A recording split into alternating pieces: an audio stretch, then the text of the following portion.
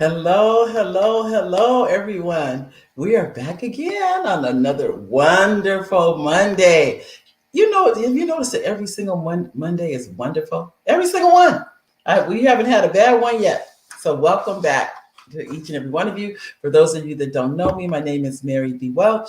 I am the host of the Mary D. Show. And thank you, replay viewers. Those of you that come on and watch the show after it's already been broadcast, it makes a difference. For those of you that would be so kind, you can go to YouTube and you can you can subscribe to the YouTube channel. It makes a difference. You'll be notified every time we come on live, and it's every Monday, 1 o'clock p.m. Pacific Standard Time. All righty, ladies and gentlemen, I'd like to first thank our sponsors for today's show. Today's show, the following people or the following companies and organizations have sponsored the show today. The first one is Henderson Real Estate Team, the Henderson Real Estate Team.info. If you are buying your home or selling your home, contact the Henderson Real Estate Team.info. They can help you with either one, buying it or selling it. You want to contact them. I also like to thank our sponsor, theideaclub.org. Theideaclub.org. If you are interested in filing to get a nonprofit, an LLC, a C Corp, or an S Corp, you can go to theideaclub.org and they can help you do all that. And they're real simple. I can tell you the president of the Idea Club is Dumas Martin. And I've worked with Dumas for a long time. In fact, he's been instrumental in helping me with me and my husband with some of our companies. So I would highly recommend working with Dumas Martin with theideaclub.org. And that's where ideas never die. That's why you want to work with them. Also, let's say you want to write your first book. Those of you that want to write your first book, did I put my books up today? I don't think I did. So anyway, today, if you want to write your first book, you can go to firstbookacademy.com. First, F-I-R-S-T, book, B-O-O-K, academy.com. You go there and you can apply to write your first book. And you may say, well, this is what I hear all the time from people. I don't know where to start. I don't know what to do. It's amazing. I would tell each and every one of you, if you're interested in writing a book, write it. That's the number. I can't stress to you enough, write it. And the reason I tell you that, the book cannot write itself. So take the time and write your book. I would encourage you to do that. If you would like to join our email list, go to marydwelch.com. Mary, M-A-R-Y, dwelch.com. And at the very top, it says join our email list. And you will get emails. I was emailing once a day. Now, about every 2 or 3 days. I kind of slowed down, giving people a break. So anyway, but that's how you can join the email list. And let me say this, ladies and gentlemen. You know what's going on with these flights being canceled? Guess what? If you have travel insurance, the travel insurance will put you up in a hotel. They'll pay for your food. There's so many things travel insurance will do for you, but you got to get your travel insurance before that flight before your travel, before you go on that cruise. And it is so worth it. It gives you peace of mind. That's what I love about having travel insurance. It gives you peace of mind. You know, if anything happens, you're automatically taken care of. You can go to firstfridaystravel.com. Firstfridaystravel.com and grab your travel insurance right there. And the reason you want to do that is because you're covered. You can cover for you, your children, your husband, your wife, your significant other. Cover yourself and you can travel in peace. Many of those people probably don't have travel insurance, they may or may not get refunds, all of those things. But if you have travel insurance, guess what? You get a refund on all your tickets. As I said before, they'll put you up. They have even taken us by limousine to other airports. It's amazing what travel insurance will do for you. Also, if you like to receive text messages, you go the short code 474747. 474747, and you type the word show. When you do that, and I think it's scrolling across the bottom, then you automatically get text messages. And now, I also like to add a congratulations. Riverside Section National Council of Negro Women has started its own section. Ta-da! Now, those are the sponsors. Okay, ladies and gentlemen, I'd like to introduce to you our special guest for today. This gentleman, his name is Charles Z. Radney, and he said the Z is a it's a family secret, so we will never know what the Z really means. But that's okay. We still, Charles is here anyway. Charles Z. Radney, ACG. Okay, and let me read you some interesting. I mean, he's a very. I mean, this is that the different types of things he's involved in. Charles has been a member of Toastmasters International for 16 years. He was the chairman of Toastmasters IE or Inland Empire Speakers Bureau for 3 years. He's a qualified speaker. He's a communications and leadership trainer or trainee, advanced communicator gold, advanced leader bronze. He's also an RU Prepare to presenter, so it's RU. He is a San Bernardino Community College District educational trainer, and that he's been in that as a corporate trainer for 10 years, and he's been in Chaffey College as a corporate trainer for 2 years. This is what Charles says: my success as a corporate trainer has come in large measure from a relentless commitment to providing the finest training services in the country. Whoa, think about that, ladies and gentlemen. Isn't that excellent? His education and special industry related trainings include: he's a certified trainer with NCCER, University of Akron Business Administration and Political Science, national and local member of ATD. And the classes that he offers include presentation skills, stress management, cultural intelligence and diversity, goals, decision making, time management, attitudes in the workplace, changing management, business etiquette, and customer service academy. Ladies and gentlemen, I'd like to introduce to you our special guest today, Mr. Charles Radney. Charles, are you there? Yes, I am. All right. Welcome, Charles. Thanks for having me on your show, Mary. You're welcome. I tell you, I'm reading after I'm going over all this. Our comments are coming in here and says, looking forward to the show. And this is from David Radney. Is that a relative? That's my son. I love it. He's a real estate David. That's showing that's family support. You can't beat family support. We also have Richard Nichols, and he says, hi, Mary, and hi, Charles. Hi, Richard. How you doing? So, Charles, why don't you tell us a little bit about yourself? I'm originally from Cleveland, Ohio. I'm one of the people who came out with a company called Life Call Systems. Life Call Systems was like Life Alert. When the company was expanding, they were from Camden, New Jersey. When they were expanding, the owner of the company, who I call a Sicilian tyrant, was afraid to get on an airplane. They were going to open an office in St. Louis, another office in Los Angeles. He knew if he absolutely had to, he could get on a plane from New Jersey to St. Louis. Right. No way he was flying to California. The team he sent to California were people who could work by themselves without being overseen on an ongoing basis. Right. From a background standpoint, my background is in sales and in management. I have 5 children. David is my second oldest, 4 grandchildren. What I like to do and what I really enjoy is helping people move to their next level, both through soft skills training and through communication skills. I'm a very active member in Toastmasters. All right. Well, I can tell you, David said, hi there. Hi, David. And then we have Cheryl that says, hi, Mary and Charles. Hi, Cheryl. Nice to see you. Hello, Cheryl. And we have Stephen Radney. Is this another son? That's the oldest. Hi, Stephen. You know, I can tell you, they're proud of their dad. I can tell you that right now, without a doubt. They came in here. Gwendolyn is my cousin, and this wouldn't be a show without Gwendolyn. She says, hello, Charles. I was part of Toastmasters in the 90s. All right. So you know what that entails. You know, I've never been a part of, I probably need to be a part of Toastmasters because it's public speaking, correct? Correct. I definitely need to be a part of Toastmasters. Gwendolyn, you said you were a part of Toastmasters in the 90s. What club, and are you still a part of Toastmasters? Listen, I don't know. Did you hear Gwen? Which club? I'm sure she's going to comment. I can tell you that right now. Okay. Well, let me say, I've asked you this, Charles.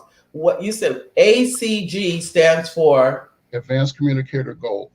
Okay. To reach that level in Toastmasters, you've got to give over 50 speeches and be evaluated on over 50 speeches. Whoa. I can't even imagine that.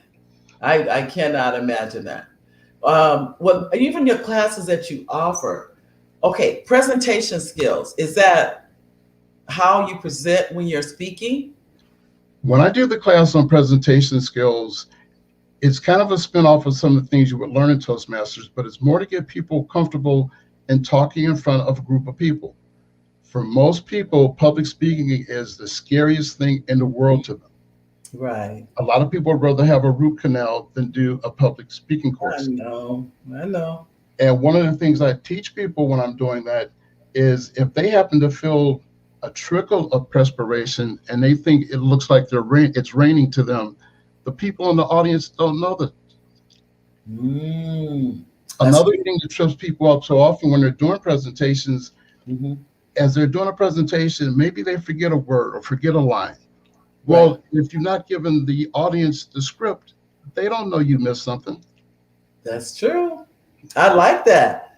And boy, I need those tips for sure. I know we have, Gwen said she was a member of, hold on, Gwen, she said it was the Sun Microsystems founding group. All right. Have you Company club then. Okay. Yep. All right. So that must be, I probably, like you said, it was within the company. They had their Toastmasters within the company. You have companies that have sponsor groups within their company. Right. Some are open to the public, some aren't. Oh, okay.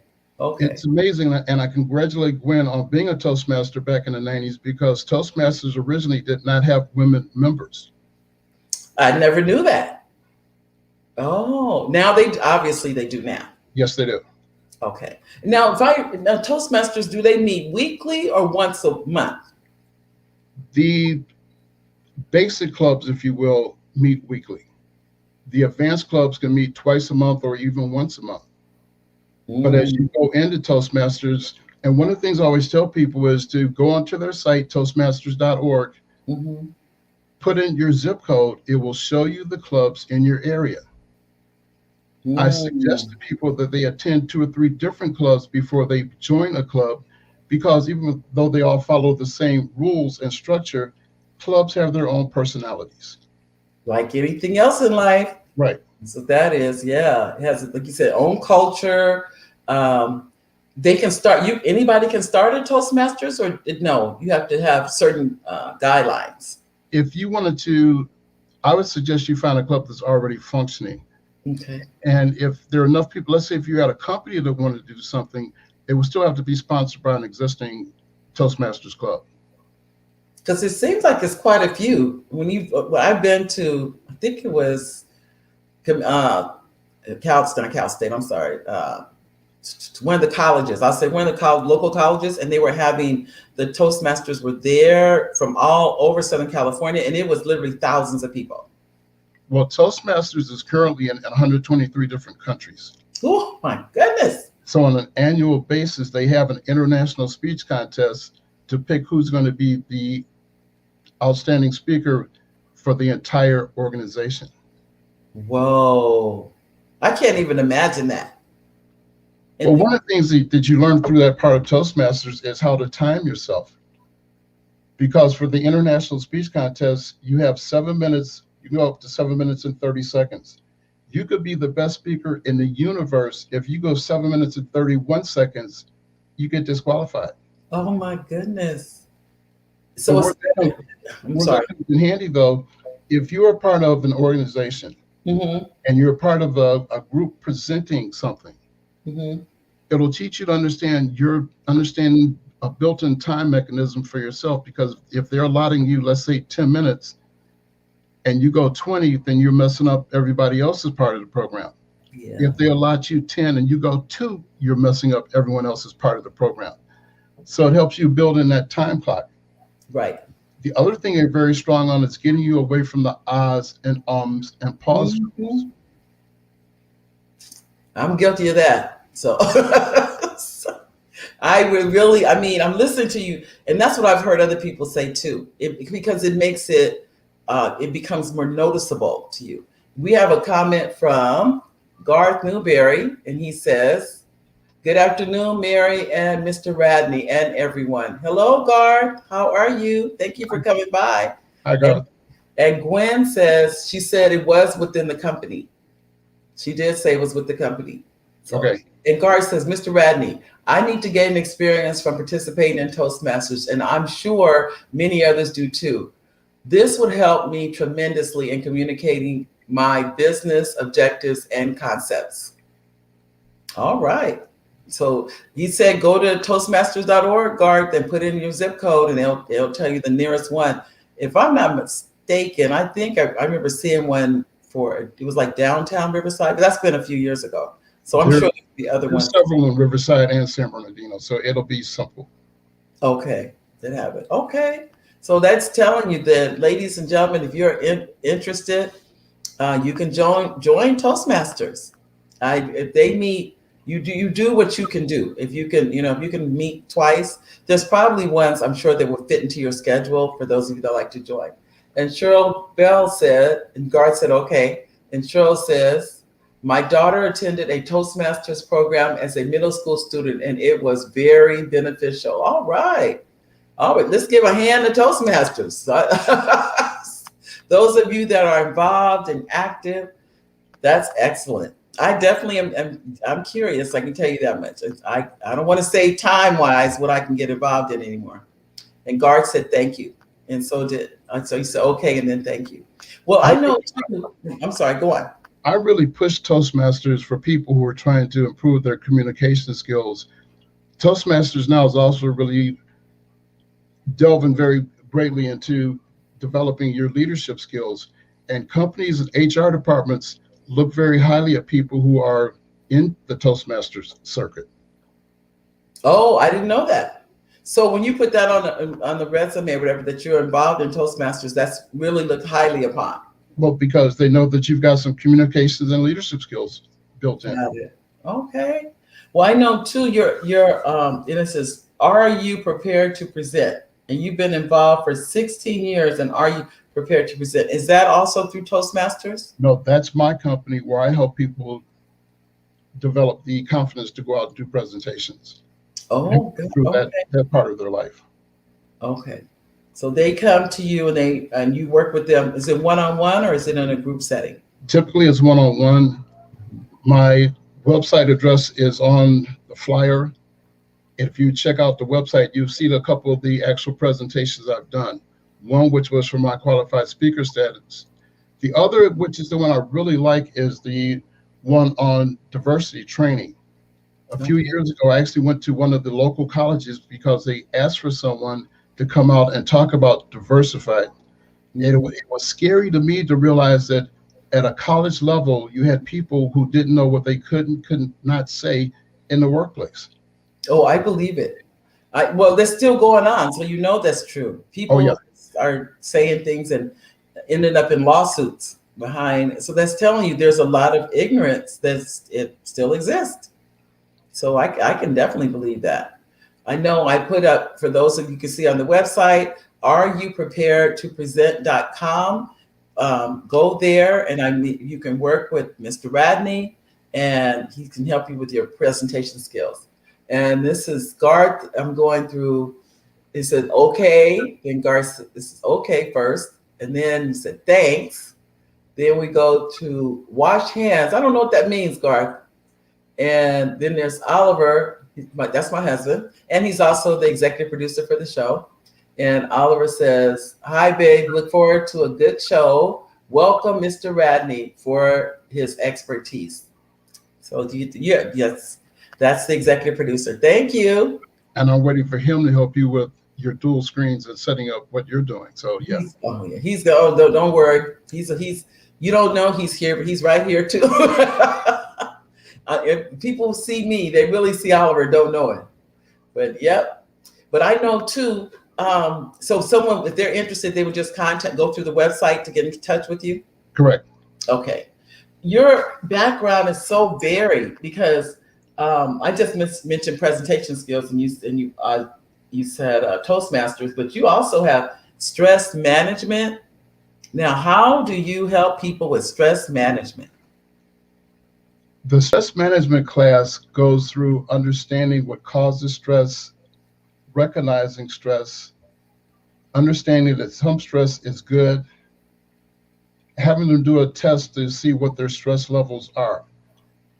It amazes me as I go through that class that some people feel their stress levels are super high. And some Mhm. people are people who everything just rolls right off them. They have no stress. But it gives people a way of identifying the different types of stress causes and ways to have better sleep habits, better eating habits, better organizational habits Mhm. to minimize your stress. Well, without giving away everything that you do, why don't you give our audience just one tip that can help them with their stress management? I'm glad my son David's on the line because one of the tips that we use is called Eat That Frog. Have you ever heard of that concept? No. Actually, Mark Twain is the person who created it.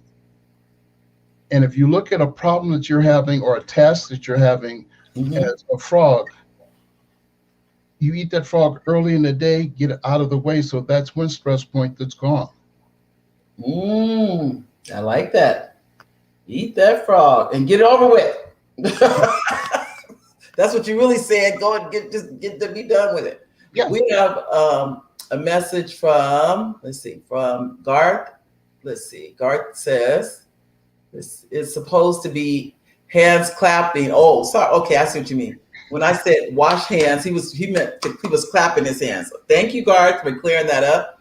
And next we have a comment from ooh, Uthman Jadama. I don't want to say your name wrong, but the comment is excellent. So we're talking about comments in there. And we have another comment that says, can I, oh, hold on. Here's another comment. Can I get a soft copy of, can I please get a soft copy? Oh, well, I don't know what that means. A soft copy of what? Of Eat That Frog? I don't think Eat That Frog is a soft copy. That's just a No, statement. no, actually, if you go on and Google it, you can get the book, you can get the information on it. There's a lot of information on that concept of eating that frog. Oh, okay. So, ladies and gentlemen, Google Eat That Frog. So you're really saying take off your plate the thing you want to do that you least want to do first, Right. The one you feel is most challenging, get it out the way. and then the rest of your day is kind of It's a lot easier. yeah. Because we have a guard said I can't see good anymore without my glasses. Oh, I think as Garth is saying, that's why that's why he said wash your hands instead of clap your hands.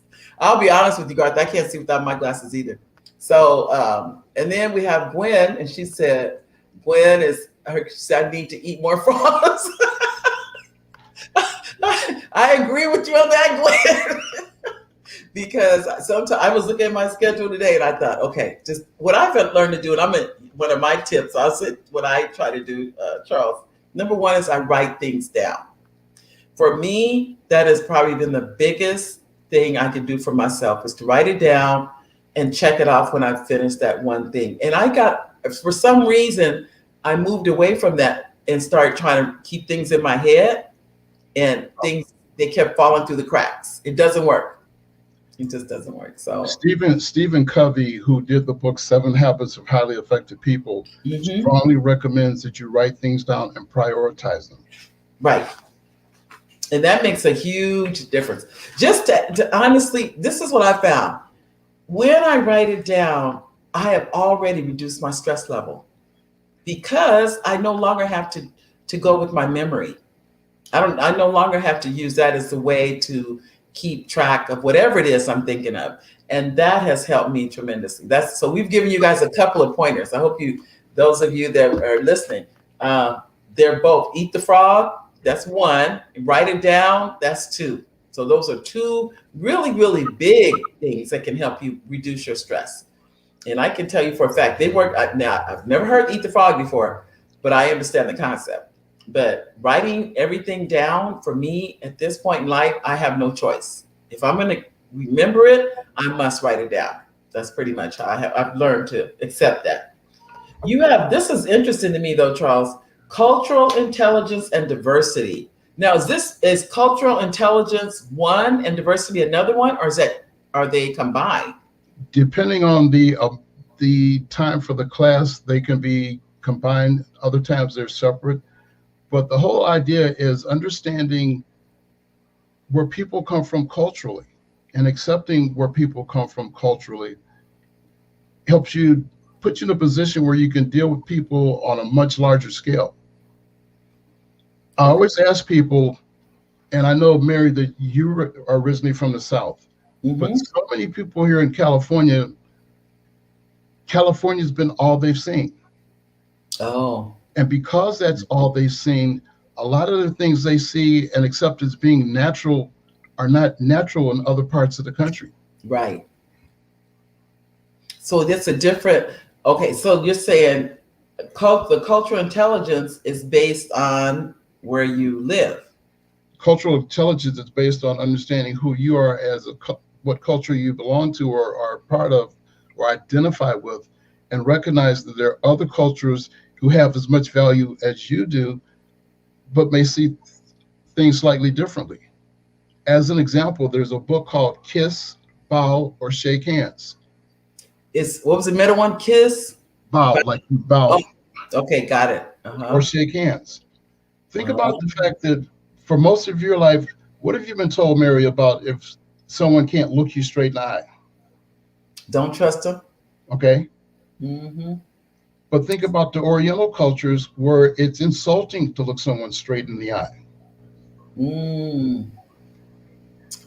We Yeah, can't. that's true. So that's their. And then I remember as a high school teacher, it was if you put your hand on a child's head. For some cultures, that's not acceptable to touch somebody on the top of their head. In other cultures, we could care less, but depending on the culture, it can affect that child because educators are so revered in many cultures. We're next to their parents and God and that kind of thing. And so what you're saying is definitely true. The cultural intelligence is something you have to be aware of, especially as an educator.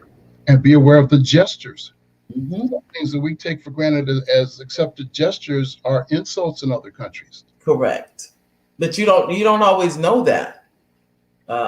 Usually, I think you don't know it because the only culture that we tend to be the dominant culture is that of the American culture. Correct. So how do you? And dominated by the Anglo-American culture. Correct.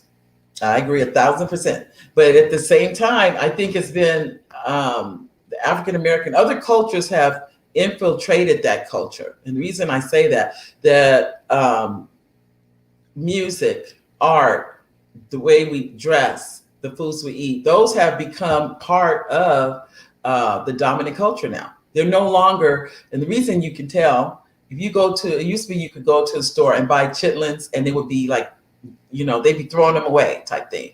Now, the very thing that used to be thrown away has become a delicacy.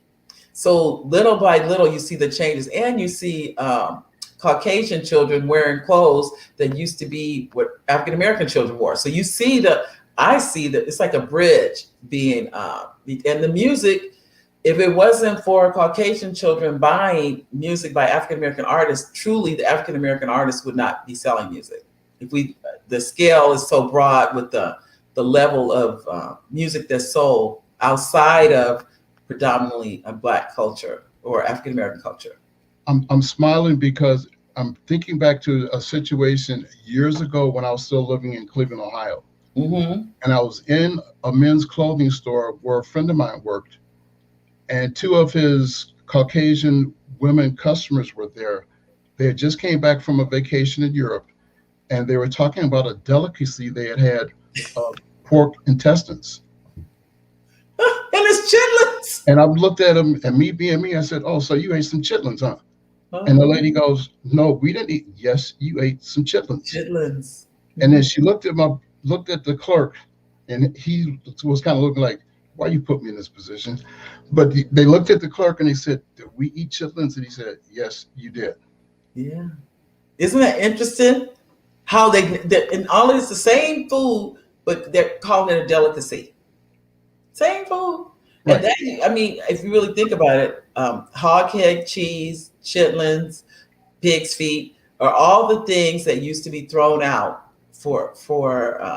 and that we've turned into delicacies because out of necessity, if you out of necessity that Right. we made all those things happen. But so that's what I mean about I agree with the dominant culture, but I think without a doubt. And you look at the Latino culture between the Mexican foods, the language is part of our language. I mean, you can so many words are the same words in Spanish and English. So many cities in the state of California are Spanish names like Los Angeles, City of Angels, San Diego, San Francisco. Anyone that starts with the San is from the Mexican language or Spanish. I say Mexican language, or Spanish. It is a Spanish city because they were actually missions in California. That's how they came. They came about as they were missions that were by missionaries. Right. A lot of people don't know that. See, I was a history teacher, so don't get me started with history. But I would tell you that much of what we do, I think we can trace, you can almost trace everything back to where it came from. Music in the United States has been traced back to the blues. That all music in the United States the history comes back to the blues. But I've gone back to a whole lot of, here's Nancy said, she said, ha, ha, ha, pork chitlins. It's true. It is definitely true. Well, I know too, Charles, your background is so varied because you were at, I don't know if you continue to be, but at Chaffey College, you're a corporate trainer, and at San Bernardino City Community College District, you're also for 10 years a corporate trainer. Correct. That's huge. And now did you take the skills from Toastmasters or you were just interested in those areas? Actually, I got involved with training, working with Valley College because of Toastmasters. Okay. Excuse me, with Chaffey College because of Toastmasters. Someone from Chaffey College had observed a Toastmaster, and they had a class they wanted to have done on presentation skills. Mm-hmm. And they asked the one person, and he couldn't do it just based on his schedule. He was working at Merrill Lynch at the time. And the offer got passed over to me. And as one of my friends said, that's kind of how I reinvented myself from being in the real estate business to the training business, was because of the background in Toastmasters. Wow. Isn't that something? So this person were you in the real estate business or he was in the real estate business? I'm still licensed in the real estate business, and I was making that transition. Oh, okay. I got you. Okay. Because I know too, even as I was mentioned too, I kind of glanced on diversity. When you're doing diversity training, what does that entail?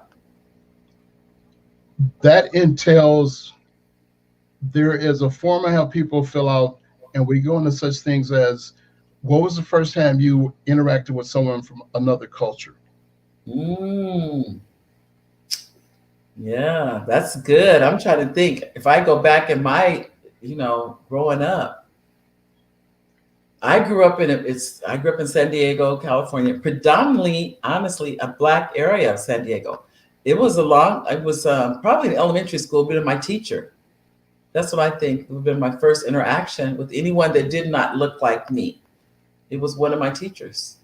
So I don't know what everybody else's first interaction is, but that was my first one, where I knew somebody didn't look the same as I did. And but I can tell you, I remember a situation where it involved a teacher, and one of my students was ashamed. That I'll never forget that. A teacher gave us a ride home. I was about in the 5th grade. And I told her that this is telling, I guess, on myself, but it's the truth. I told her to take me straight to my house. Just go around there. This is where I live. I took her in, here it is. Caucasian teacher. I took her not only to the house, in the house, which I didn't even know that's something that many Black children did not do. I didn't even know I probably should have been ashamed. Can you believe that? I should have been and didn't know that I should have been. I wasn't. I was just proud to introduce her to my mother and my father. That was all I was, that's all I cared about. And the other young lady in the car with us told her to let her off at the corner. She wouldn't even let her, she didn't even want her to know where she lived. And I even told her, because I said her name was Nadine. I said, Nadine, you live right down the street. And she said, no, let me off right here. Just let me off right here. I didn't understand then that she was ashamed of where she lived. And at the same time, I kept thinking, this is my playmate. This is who I play with. This is who. So something told her, because the lady was Caucasian, I don't want you to see where I live. Something was, I don't want you to see what we don't have or do, whatever that is. And I was too ignorant to be ashamed. I hate to even admit that, but it's the truth. I didn't know I should be. That's what it was. I didn't know that that's something I should have been. But it taught me too, all I cared about was this. These are people who love me. You seem to care about me. You can come to my house. That was it. That was about it. How did your parents react to it? They never said anything. If they said anything, it was never to me. Now that you mention it, they never ever said not to bring anybody to. They never had ever said that to me. So I never thought that bringing somebody was a bad thing. So the reason I even knew it was later. It was a couple of days later when the friend told me, I can't bring anybody. My mother said, never bring anybody to our house.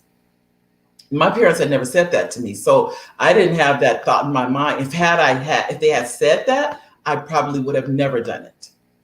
Okay. But because they didn't say it, I didn't know that that was something I shouldn't do. I didn't know that, but they never ever, even after that, they never said to me, don't ever bring it. Never once did they ever say that.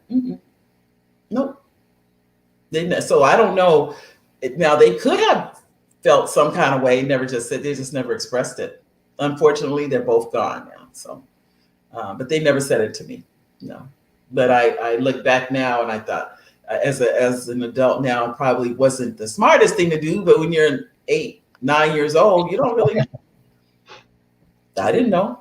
So I would encourage people to say yes to things like that, because the child, all they care about is love. That's what I learned from that too. I didn't care about anything else. So that's all that mattered. On the areas that you're focusing on, decision making is one. How do we make good decisions?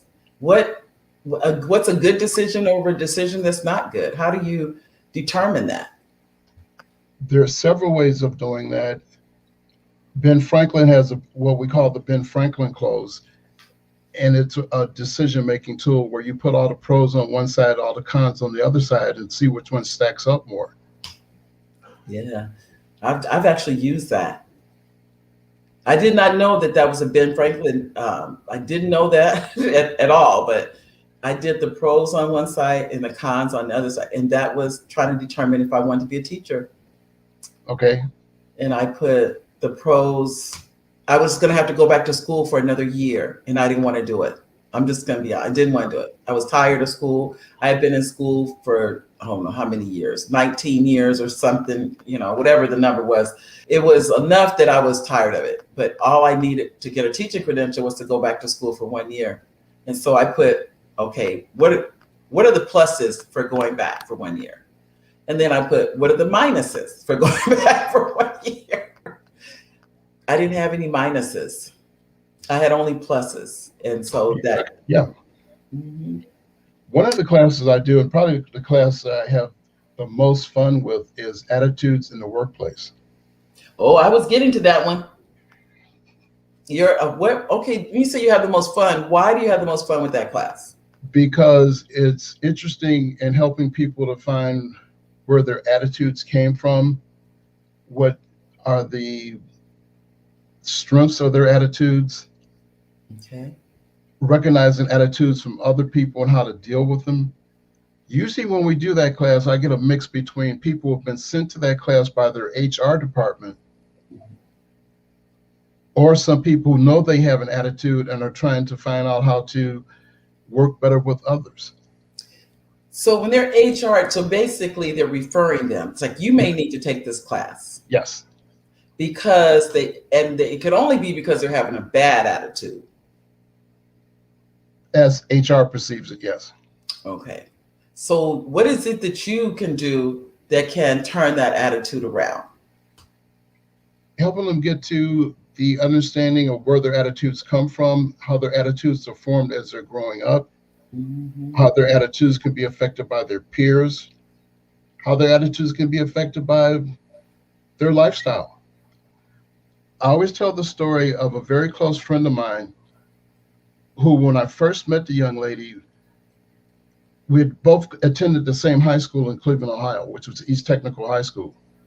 Okay. And that's the school, that's the alumni of Harrison Dillard and Jesse Owens. Oh, okay. Now, I was 5 years older than her. That shouldn't have made that much of a difference. As I got to know her, and it was a long time later in my knowing her, I found out not only had we gone to the same high school, although it was 5 years apart, but we had gone to the same preschool and same elementary school. Not elementary school, but same nursery school. Oh my gosh. But the statement she made after that is what helped me understand a part of where her attitude came from. She said, you grew up in a house with a mom and a dad, where she grew up in the projects with a single mom. Wow. That's, and that's truly the luck of the draw. We don't know. And even with, if I remember correctly, Jesse Owens, he grew up in a household with the mom and the dad. Right. But his dad, it's so interesting. When they showed the movie, the father didn't talk a lot. But when he did, everybody listened to him. So she was saying that just having a mother and father from the start, from a child, which you had no choice one way or the other, right, has affected your life. Yes. Where she didn't have the father figure in the home. She did not have the father figure in the home, and she had a negative concept of her dad based on her mom, and it caused some trust issues for her with men. I can see that. I can definitely see that. I see it because she does, because and then like I'm sure she heard negative things from her mother about this no good so and he's not paying child support, whatever. The point is, for her, it affected her life hearing these things. So did she eventually get married, have a family, those things? She got married. It didn't last that long. She is now the person that her mother was from the standpoint of spoiling her child and her grandchild. Overcompensating. Yeah, that's interesting. So it's in other words, she's repeating the same pattern that was did her mother overcompensated also because the father wasn't in the home? Yeah. Okay. And as I take people through their life journey in that class and asking the questions about what neighborhood did you grow up in? Yeah. What people were around you when you were growing up? Who was the biggest influence on you when you were growing up? Yeah. And you get people to pair off and compare their life experience. It helps them to understand how people feel differently. Differently in the same situation, based on lifestyle, based on what they were exposed to. Is there similarities? There are similarities, there are differences. Some are based on age, some are based on ethnic background. I can see that. When I point out the fact that, when here in California, Southern Cal, where we have such a large Hispanic involvement, that machismo factor in the Hispanic families influences how women react to men, and some men feel that they are superior. But it's not just Hispanic. If you go back east to New Jersey and you deal with some of the older Italians, their mindset's the same way too. So that's a cultural embedded in that culture. Embedded in that culture. Okay. But do you find that in the African American or Black family? There's so many things in the Black family, depending on where you are generationally. When I look back at the statement my friend made about the difference between her and I based on growing up in a house with a mom and a dad, I grew up in a two-family house. Downstairs was my uncle and aunt and my two cousins and my granddad. In today's day and age, my uncle would have been guilty of spousal abuse, child abuse, animal abuse. You say every kind of abuse. Yeah, I mean, so just because it was in a house with mom and dad does not necessarily make it hunky-dory. Right. And honest, if I remember correctly, because when I was growing up, my grandfather lived with us until he passed away.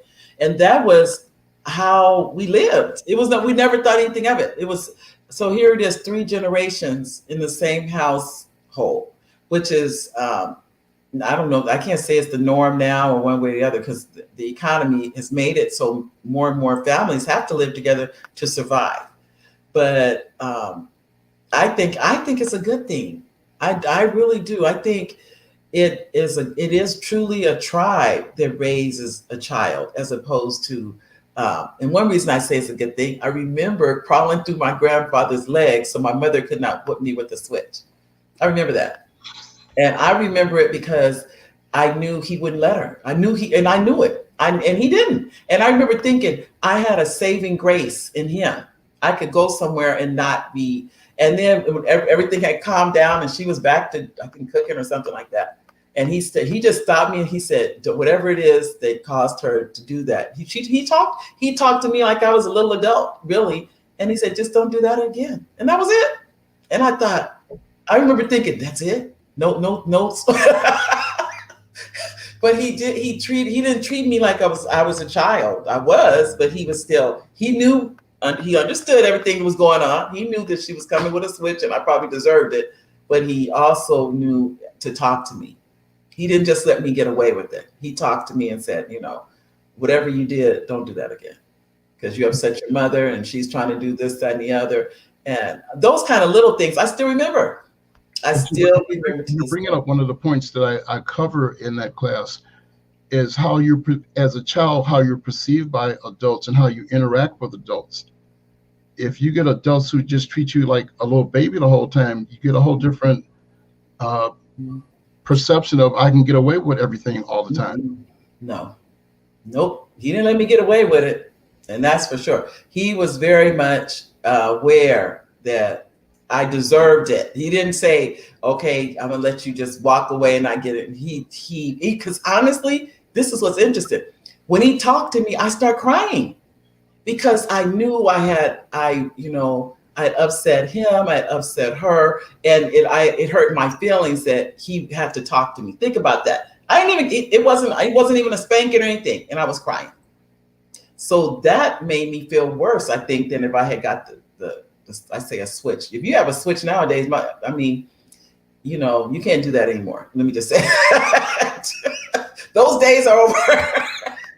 But when I was growing up, that was a way of life. That was truly a way of life. And you didn't, nobody questioned it. Nobody was going, that's just the way it was. But nobody was trying to hurt you. They were trying to have you change your behavior.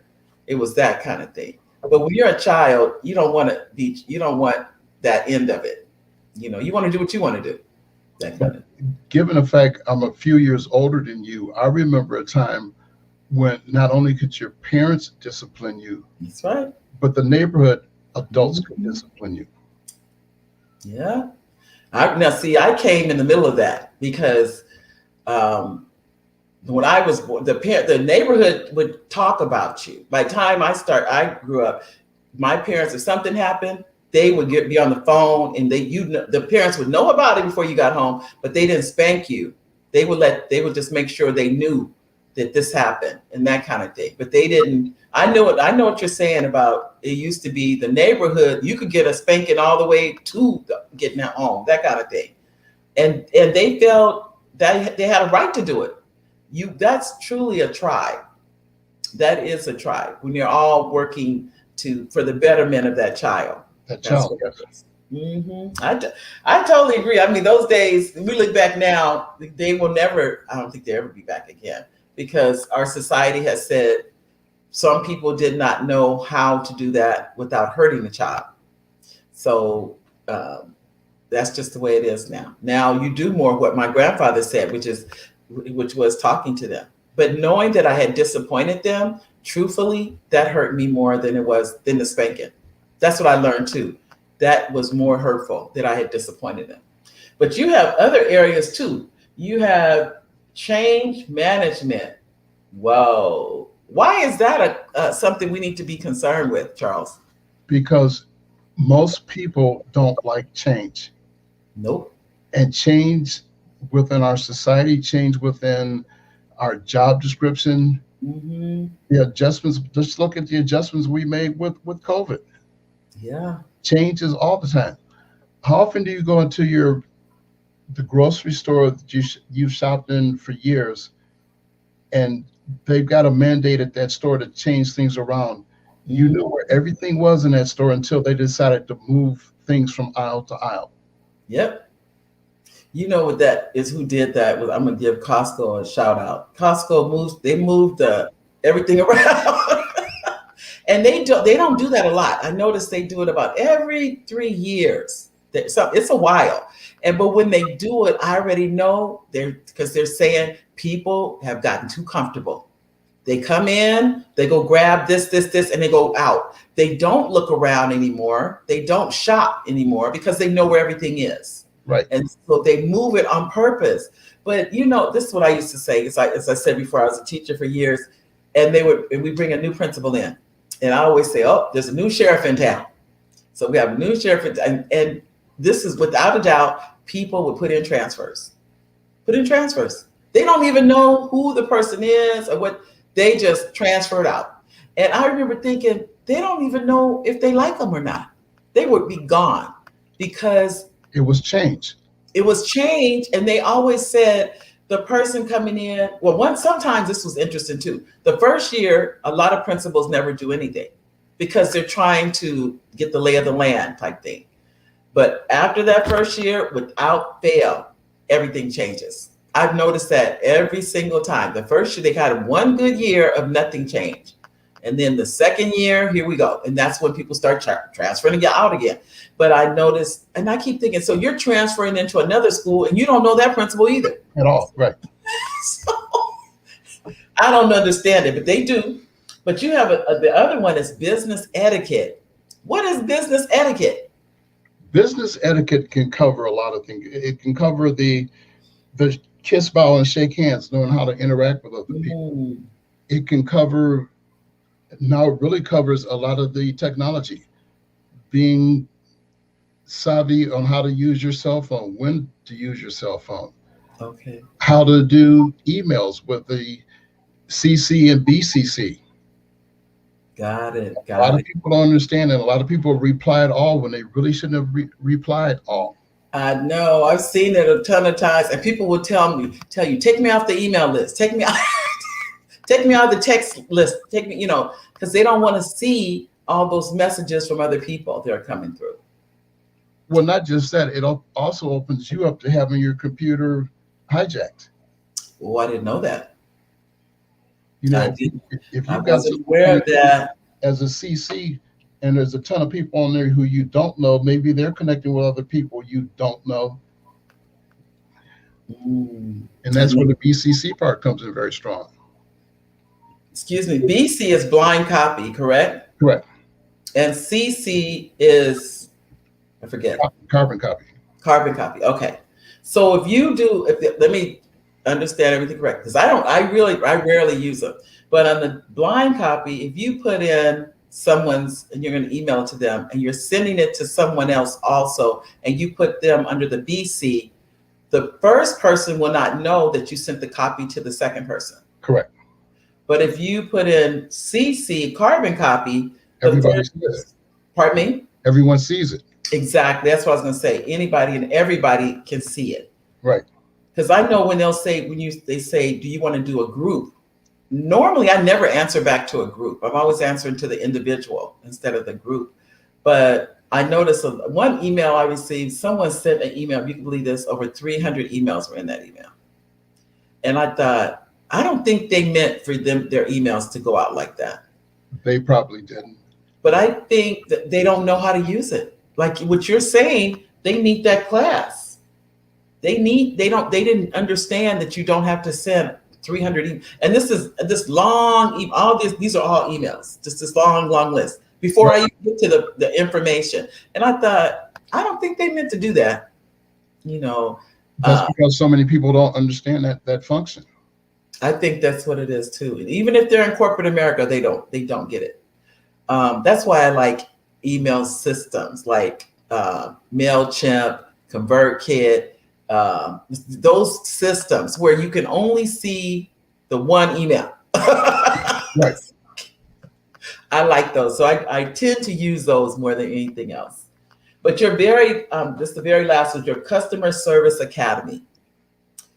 Does the Customer Service Academy, does that encompass all of the things we've talked about, or is it something different than that? The Customer Service Academy primarily deals with how to give good customer service, giving examples of good versus bad customer service, giving examples of who your customer is, because it's not necessarily an outside person. It could be within the company as well. So you've got internal customers as well as external customers. Got it. Okay. So really, that is really, when you have the Customer Service Academy, is it one-on-one or is it group? That's usually group. Okay. Usually a group. It can be done individually, but it's usually a group. So give us a tip from a Customer Service Academy. Learning telephone skills, learning how, if you've got to put someone on hold, don't put them on forget. Come back to them periodically and say, I'm still working on it. Can you hold on? Got it. Oh yeah, I'm listening to everything you said, and I'm like, I need to brush up on all of them. So one of the things that wasn't on that list, Ed, is another class that we have a lot of fun with. Is called listening skills. Ooh. How does that work? Well, it's helping people understand the difference between listening and hearing. We all hear things, but how often do we actually listen to what the person's saying? And how often do we attempt to complete a sentence they're making before they finish? Guilty as charged, I can tell you. But before I would like to say, as Charles, as we're nearing the end of the program, are there any final words you'd like to tell our audience today? Look into Toastmasters because it can help you tremendously. All right. Well, Charles, I'd like to thank you for coming on the show today. I really do appreciate your time.